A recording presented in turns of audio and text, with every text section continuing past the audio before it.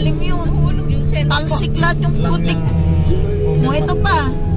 Malapit na eh, hindi na pwede matras eh. Loko-loko tong Google Map na to. O, yan o, ang lalaking sungka o. Pero pinakamalaki yung kanina, yung umpisa. Oh. Dito tayo pinadaan.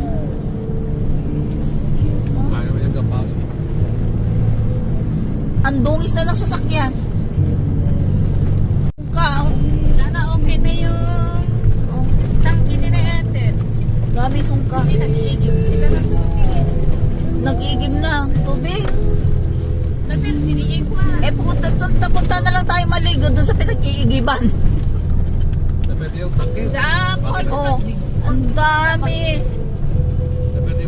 Ito mahirap sa Google. Tuturo ka sa pinaka-shortcut. Pero hindi niya alam. Ay, ito malaki na naman. Yan o. My God. Aroy.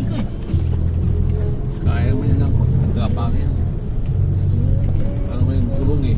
Oo, hindi naman malalim yung yung putik. Gapang mo lang. Para tayong ano ba yung pinuntahan natin nun sa Tanay? Kawawas Adventure. Oh, tabingi pa. Tumatabingi na. Tansikan na alam yung salamin. Anla. Na-imagine ko yung labas itong sasakyan. Ang dungis nito. Oh. Goodness. Ay, nako.